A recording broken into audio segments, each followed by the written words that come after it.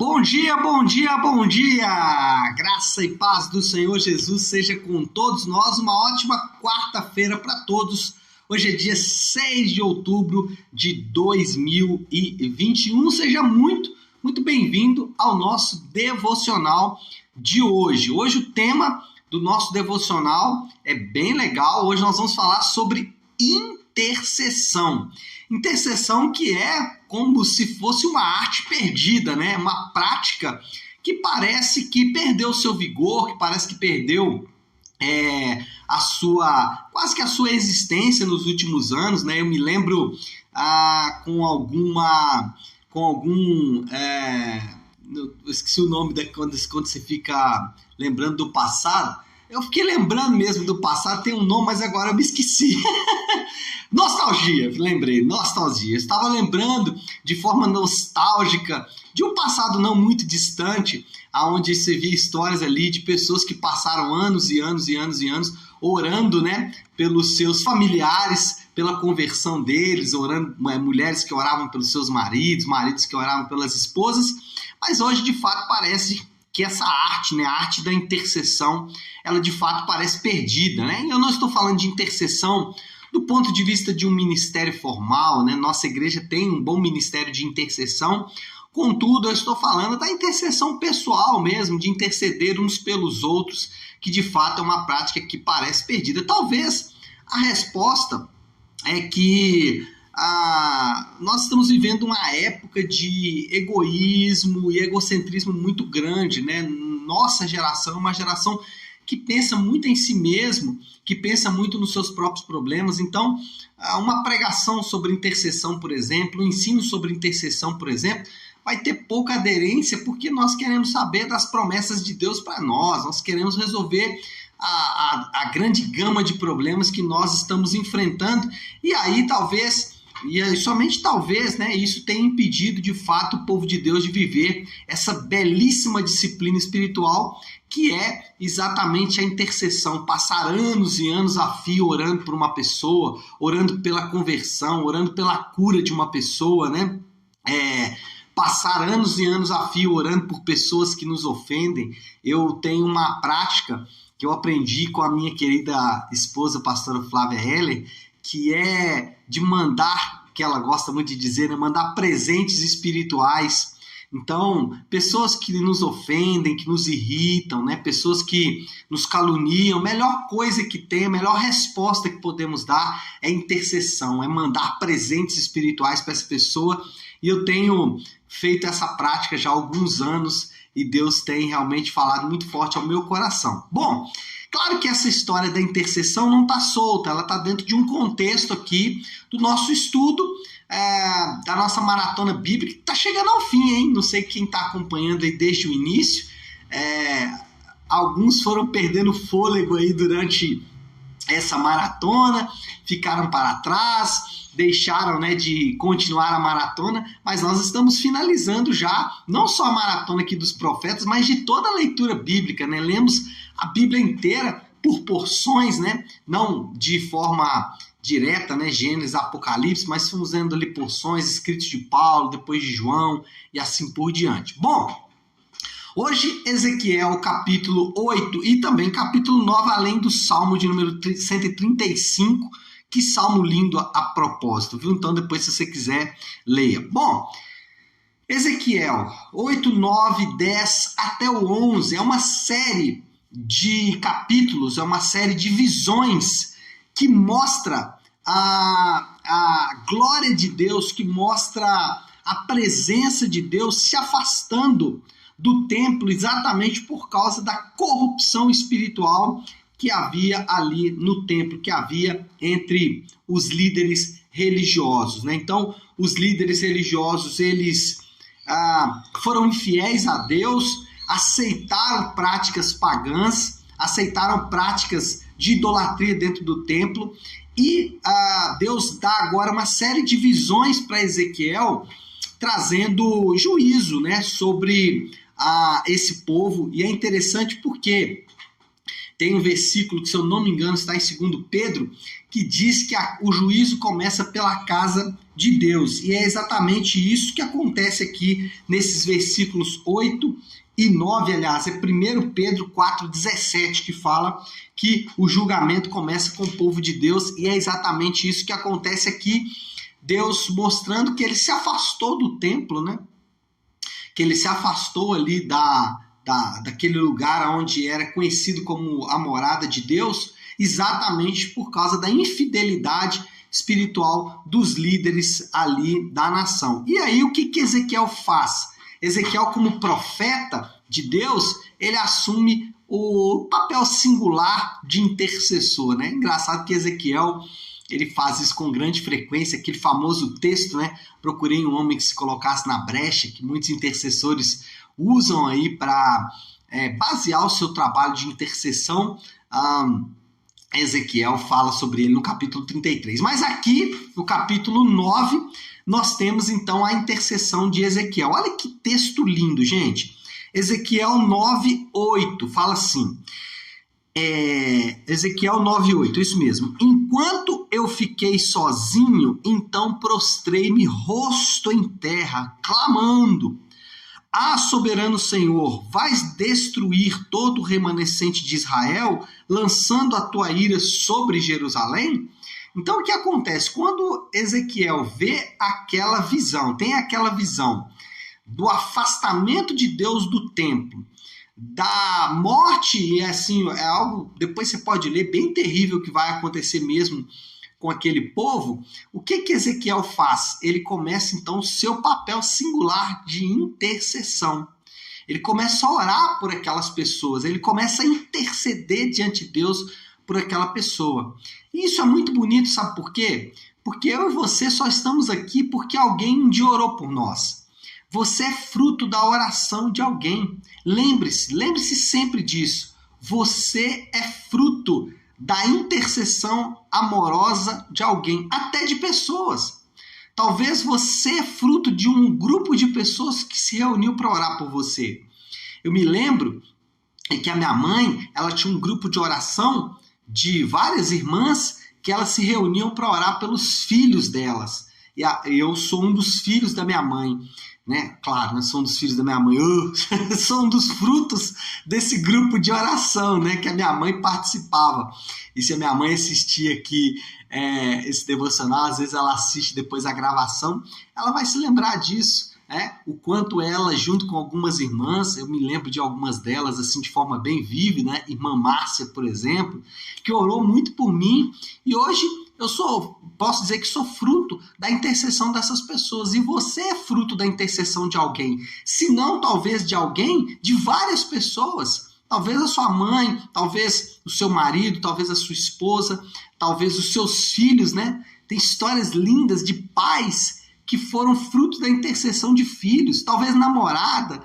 Enfim, tem histórias de pessoas que a namorada ou o namorado, um dos dois se converte e começa a interceder para o namorado se converter. Também histórias lindas. E talvez não, você é fruto da intercessão de alguém. Você é fruto da oração de alguém. Alguém orou por você em algum momento da sua vida. Se não uma pessoa, várias pessoas. Ou talvez você não conheça ninguém. Você fala assim, não sei, pastor, acho que ninguém orou por mim, não. Você é fruto da intercessão de Cristo. Cristo orou por você. Cristo orou por todos os seus discípulos. Então isso é importante. Lá em João, do capítulo 13 até o capítulo 17, vai mostrar exatamente Jesus intercedendo pelos seus discípulos, e não só pelos discípulos que estavam vivos naquele momento, mas pelos outros que ainda viriam. Então, nós somos frutos da intercessão de alguém. Alguém um dia orou por você. Isso ensina que você também pode orar por alguém. Assim como alguém orou por você, você também deve orar por outras pessoas. Preste atenção no que eu vou dizer agora, que isso é muito importante.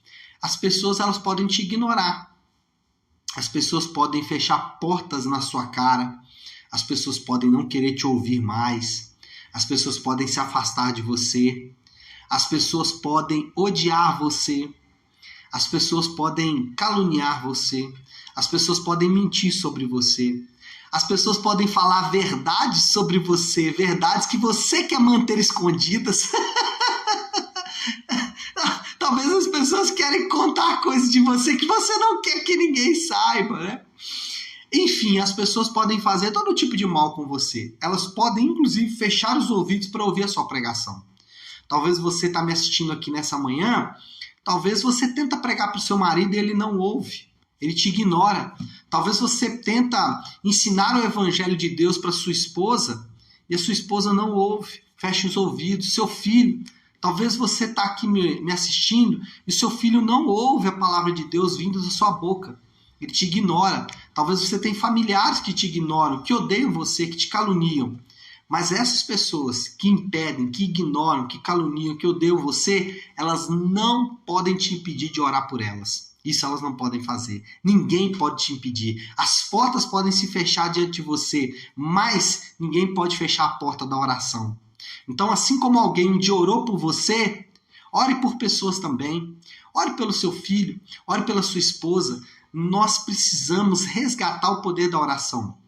Eu estava pregando para alguns homens no último sábado, irmãos queridos da igreja IPMR, uma igreja que a gente tem um carinho muito especial. Um abraço, pastor Gildo e todo mundo da IPMR. Eu estava falando exatamente sobre isso, sobre o quanto hoje nós temos tantos livros, tanta literatura boa, nós temos teólogos, vídeos na internet, falando sobre vários assuntos. E lá eu estava falando sobre a masculinidade. E é impressionante, quanto mais informação a gente adquire, mais distantes ou talvez mais ignorantes com relação às coisas de Deus nós ficamos.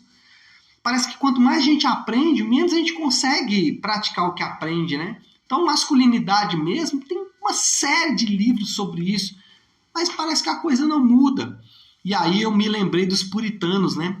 Os puritanos nos ensinaram a mudar as realidades da nossa vida através do poder da oração. Então, deixa eu falar algo para você. O que vai transformar a sua família, o que vai transformar o seu trabalho, a sua igreja, é o poder da oração. É o poder da sua oração. E não porque a sua oração tem poder de fato, mas porque essa arte da intercessão, essa arte perdida da intercessão, precisa ser resgatada. Ezequiel nos ensina isso. Ele ora por pessoas que o odiaram. Ele é fruto da oração de alguém. Mas o ponto final é esse. Lembrar que Cristo é o nosso grande intercessor. Anote o que eu vou dizer agora para você. Nós não fazemos nada que Deus não tenha feito antes por nós. Tudo o que nós fazemos pela graça. Sabe por quê? Porque antes Deus fez por nós. Então, interceder por alguém, orar por alguém, é uma prática que Jesus fez por mim e por você. Ele é o nosso grande intercessor. E a intercessão de Jesus não é uma intercessão passiva. Jesus não intercedeu de modo passivo. Ele intercedeu de modo ativo. O que é interceder de modo ativo? Não é apenas interceder como se fosse apenas mais uma oração. Não, Jesus, ele literalmente se entregou de corpo e alma para aquela intercessão. Ele se entregou por aqueles que ele estava intercedendo. E esse talvez seja o segredo que os puritanos nos legaram. Não só orar, mas orar com vigor, orar com franqueza. Eu costumo dizer que o que faz diferença não é o quanto você passa em oração, quanto tempo você passa em oração. Eu me considero uma pessoa de pouquíssima oração. Eu não oro a quantidade de tempo que normalmente as pessoas acham que alguém deveria orar. Mas o segredo da oração é você saber com quem você está falando. Quando você começa a sua oração dizendo, Pai Nosso. Se você entende claramente quem é Deus, se você sabe de fato a identidade de Deus, você vai entrar em um nível de oração completamente diferente. E esse é o segredo, a oração ativa, uma oração em que você se entrega de corpo e alma para aquilo ali. Não uma intercessão passiva, uma intercessão distante, né? Mas sim uma intercessão de fato, uma intercessão ativa, uma intercessão de coração, uma intercessão com fervor, uma intercessão com vida. Foi assim que Jesus nos ensinou, porque ele intercedeu de modo ativo. Ele se entregou de corpo e alma para mim e para você. Bom, eu preciso terminar, o assunto é bom, né? Eu costumo dizer que eu não sou um grande especialista em oração, mas eu gosto de falar sobre o assunto. E aí o que a gente aprende sobre tudo que falamos aqui? Qual é a moral da história aí desse ensino de Ezequiel sobre a intercessão? Intercessão é um grande gesto de amor por uma pessoa. Nós sabemos disso, pois somos frutos da intercessão de alguém. A moral da história é essa. Intercessão é um grande gesto de amor. Nós sabemos disso, até porque somos fruto da intercessão de alguém. Não só de alguém como um familiar, como é o meu caso da minha mãe, da minha esposa. Minha esposa é uma grande intercessora. Esqueci até de mencionar isso, né? Mas ela é uma grande intercessora. Mas também o principal intercessor, que é o nosso Senhor Jesus. Então, nós somos frutos da intercessão. Intercessão é um grande gesto de amor. E o desafio do Léo, né, o meu desafio para você nessa manhã, não poderia ser diferente, né? Qual é o desafio dessa manhã? Pare e pense por um instante. Qual é a pessoa que você adotou para interceder continuamente por ela durante um tempo? Se você não tem essa prática, faça isso. Adote uma pessoa que você vai interceder continuamente por ela. Fala, Senhor, eu vou buscar o Senhor por essa pessoa até o último dia da minha vida. Claro que eu não estou dizendo apenas de familiares, e isso é importante, mas talvez uma pessoa que represente para você. Eu tenho pessoas que eu intercedo, pessoas que nem fazem mais parte da minha vida. Pessoas que nem mais, talvez nem mais tenham interesse pela minha vida, ou até têm, enfim, eu continuo intercedendo por elas, continuo orando por elas, porque eu acredito de fato que esse é o caminho para servirmos melhor a Deus e servir melhor as pessoas. Então é isso, pessoal. Interceda por alguém, escolha pessoas, coloque o nomezinho delas na intercessão, né? Para que elas se convertam, para que elas tenham uma experiência com Deus, enfim, vamos reativar essa prática da intercessão, né? Não só a intercessão formal da igreja, né? Mas sim essa prática, essa disciplina espiritual de todos os crentes. Ezequiel nos legou isso, né? Estava ali vendo toda a visão do juízo de Deus contra o povo e ele se pôs em intercessão por aquele povo. O povo idólatra, um povo que não adorava a Deus. Chega, né, gente? Chega de falar, misericórdia. Fala demais esse pastor Léo. Vamos orar. Vamos falar. Já que falamos de intercessão, de oração, vamos orar, né, meu povo querido? Se você puder, então, pare aí um instante o que você está fazendo e vamos juntos buscar a Deus em oração. Vamos colocar tudo isso que falamos aí, que Deus nos dê graça, né? Que Ele nos dê poder, capacitação do Espírito Santo para interceder. Vamos fazer isso. Nosso Deus, Pai de graça, Deus de amor e toda misericórdia. Senhor, como é bom, Pai, poder nos aproximar de Ti. E fazemos isso em oração, Senhor Deus, ligando o nosso coração ao coração do Senhor. E isso é tão impressionante porque se podemos fazer isso é porque o Senhor intercedeu por nós. Jesus, obrigado porque o Senhor pagou um preço de uma intercessão ativa, de uma intercessão, Senhor Deus, objetiva por cada um de nós. E se podemos agora nos achegar como povo do Senhor, é porque houve essa intercessão. E a minha oração nessa manhã ela é específica, Deus, que nós possamos resgatar a arte da intercessão, que nós possamos resgatar essa disciplina espiritual, esse gesto de amor tão lindo que é a intercessão por pessoas.